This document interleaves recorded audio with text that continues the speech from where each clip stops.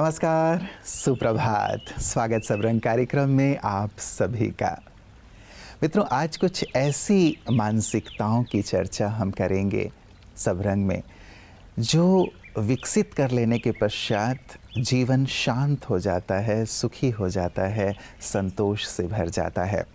और यही तो हमारे जीवन का ध्येय है ना, कि हम शांत रहें, सुखी रहें, जीवन में संतोष हो, क्योंकि ये वो धन है जो किसी भी मॉल में, बिग बाज़ार में आपको नहीं मिलेंगे।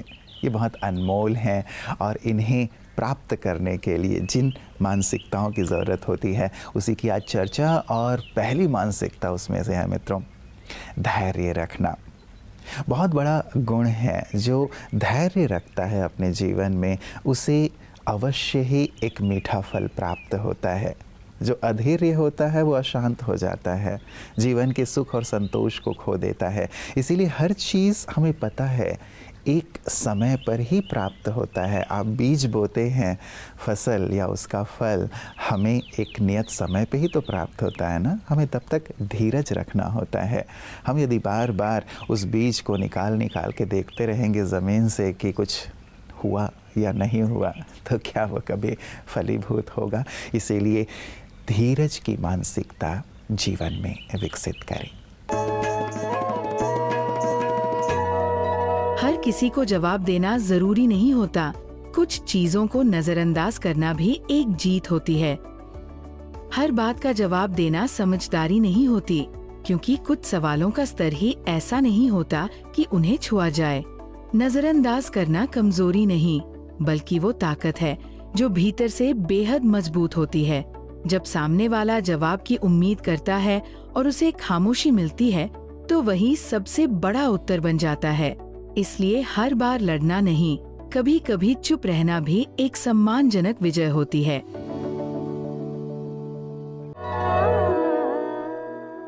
मित्रों, दूसरी एक बहुत ही सुंदर सी मानसिकता है स्वीकार कर लेना। जो चीज़ें हैं, जैसी हैं, उन्हें स्वीकार करके आगे बढ़ना। कई बार यदि हम स्वीकार नहीं कर पाते चीज़ों को कि ये चीज़ ऐसी क्यों हुई, ऐसी नहीं होनी चाहिए थी, या ये व्यक्ति ऐसा क्यों है, ऐसा नहीं होना चाहिए। जब हम उन चीज़ों को स्वीकार नहीं कर पाते, उस व्यक्ति को, उस परिस्थिति को, तो मन अशांत हो जाता है, मन हलचल की स्थिति में रहता है। इसीलिए जो जैसा है उसे स्वीकार कर लें।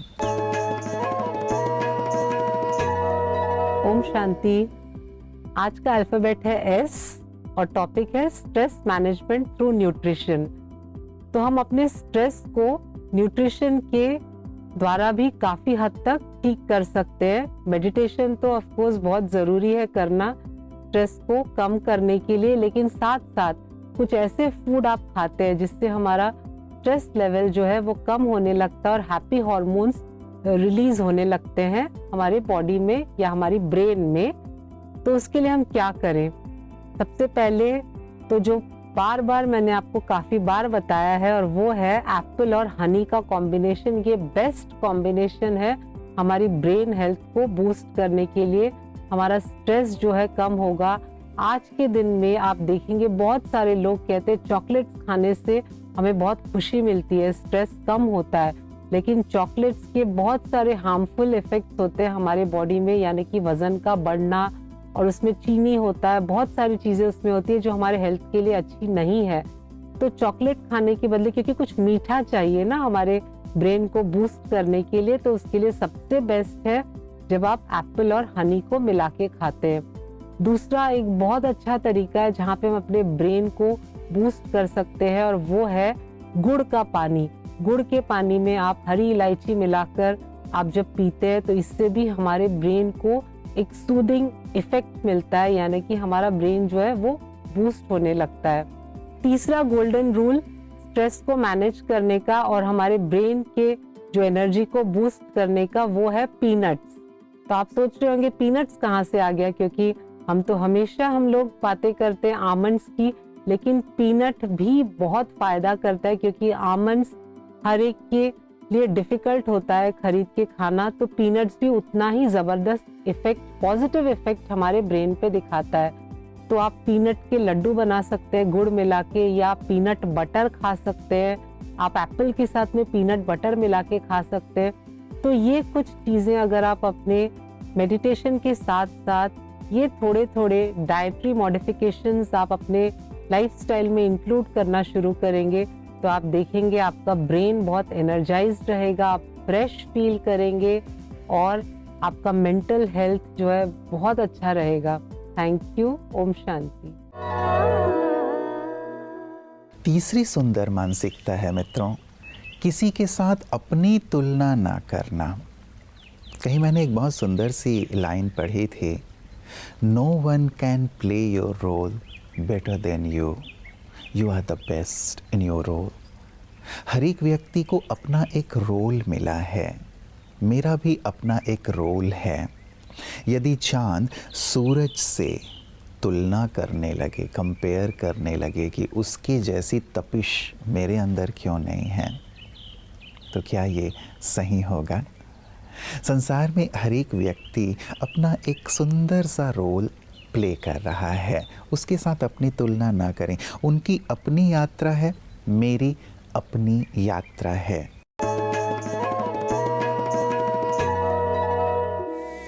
उम्मीद हम पूरा करेंगे, हर कदम आगे बढ़ते रहेंगे। का बताया मैम ने, तो वो हमारे भविष्य का निर्माण करता है। हमें पता नहीं चलता है, छोटी छोटी सी चीजें हमारे को सक्सेस की ओर लेके जाती है। हमारा नाम होता है, जिनका भी आज वर्ल्ड में नाम है, उनके अगर जीवन को हम देखें तो उन्होंने इन्हीं सभी चीजों को अपनाया है। माइंड सब में है और वही सच्ची सफलता है। लेकिन ये सुनने सुनाने में तो हमको बहुत अच्छा लगता है, लेकिन जब जीवन में अप्लाई करना पड़ता है, क्योंकि आजकल बच्चे भी सोचते हैं कि इतनी पढ़ाई कर रहे हैं तो इसका मतलब क्या है। तो मैं चाहूंगी कि आप इसको कुछ प्रैक्टिकल वे में कुछ ऐसा समझाएं कि हम कैसे बच्चे इस चीज़ को अपनी लाइफ में ला सकें। डेफिनेटली हम वैल्यूज़ को मैथमेटिक्स में तो बहुत अच्छी तरह से लिंक कर सकते हैं। तो उसको समझने के लिए let me give you one example. अब आप देखिए, ये कुछ फॉर्मूलाज हैं इंटीजर्स के जो नॉर्मली स्कूल में सबने पढ़े हैं, 7th 8th क्लास में आपको पढ़ाए जाते हैं। क्या है?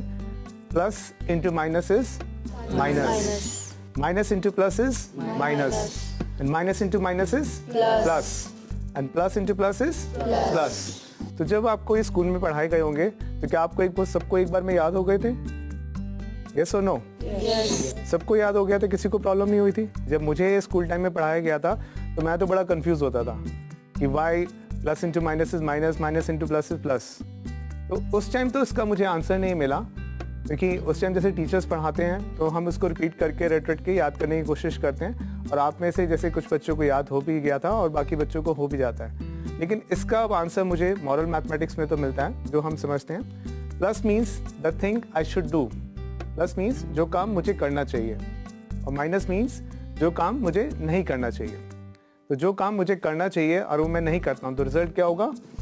नेगेटिव। मुझे मन लगा के पढ़ाई करनी चाहिए, टाइम से अपना होमवर्क करना चाहिए और मैं नहीं कर रहा हूँ तो रिजल्ट क्या होगा? Negative. Minus means the thing I should not do, जो काम मुझे नहीं करना चाहिए, एंड प्लस मीन्स वो मैं करता हूँ तो रिजल्ट क्या होगा? ज़्यादातर वही होता है, नेगेटिव। मुझे फेसबुक पे, व्हाट्सएप पे ज़्यादा टाइम नहीं लगाना चाहिए और मैं लगा रहा हूँ तो रिजल्ट क्या होगा? नेगेटिव। माइनस मीन्स जो काम मुझे नहीं करना चाहिए, इनटू माइनस, और वो मैं नहीं करता हूँ तो रिजल्ट क्या होगा? पॉजिटिव। मुझे ज़्यादा गुस्सा नहीं करना चाहिए और मैं नहीं करता हूँ तो रिजल्ट क्या होगा? पॉजिटिव। सिमिलरली लास्ट है plus into plus is plus. Plus means जो काम मुझे करना चाहिए और मैं करता हूँ, रिजल्ट क्या होगा? पॉजिटिव। मुझे बड़ों की रिस्पेक्ट करनी चाहिए और मैं रिस्पेक्ट करता हूँ, रिजल्ट क्या होगा? पॉजिटिव। कभी नेगेटिव हो ही नहीं सकता। तो इस तरीके से हम इन मैथमेटिक्स के प्रिंसिपल्स को अपनी लाइफ में भी अप्लाई कर सकते हैं और वैल्यूज़ को अपनी लाइफ में इजीली इम्बाइब कर सकते हैं, यूज़ कर सकते हैं। मित्रों, चौथी बहुत ही खूबसूरत सी मानसिकता है देने की भावना रखना। मैं दाता हूँ, I am born to give. मैं देने के लिए पैदा हुआ हूँ। कोई मुझे कुछ दे या ना दे, हमारे जो डॉक्टर अब्दुल कलाम जी थे बहुत अच्छी बात कहा करते थे कि बहुत ज़्यादा जो समस्याएं हैं संसार में वो केवल एक ही बात के कारण है कि हर एक व्यक्ति लेना चाहता है, देना नहीं चाहता। और नियम ये है सृष्टि का, जो आप देंगे वो आपको प्राप्त होगा।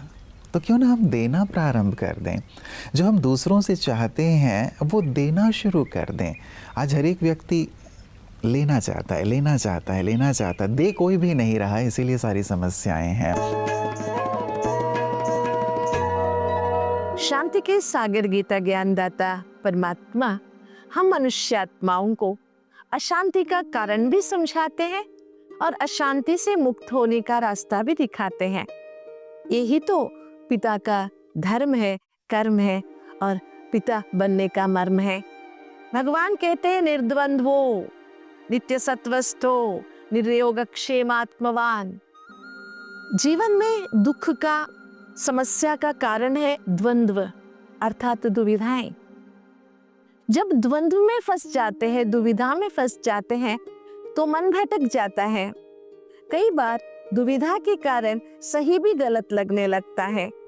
इसलिए भगवान ने कहा अगर जीवन में खुश रहना है, शांति की अनुभूति करनी है तो हमें निर्द्वंद्व बनना है। जब हम दुविधाओं से मुक्त हो जाते हैं, द्वंद्व रहित हो जाते हैं, मन एकाग्रचित हो जाते। देखिए कितने आसान है, एक ही विषय में अर्थात एक ही सब्जेक्ट में, एक ही बात में मन को रखना या मन को स्थिर करना सीख लेते हैं, कुछ लक्ष्य सामने ठान लेते हैं, तब हमें द्वंद्वों से अर्थात दुविधा से मुक्त होना आसान हो जाता है।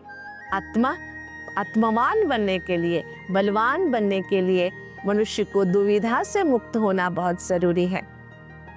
मन जब कमजोर होता है तभी तो दुविधाओं में फंसता है, नहीं तो दुविधाओं से बाहर निकलना आत्मा के लिए या मन के लिए बहुत सहज है।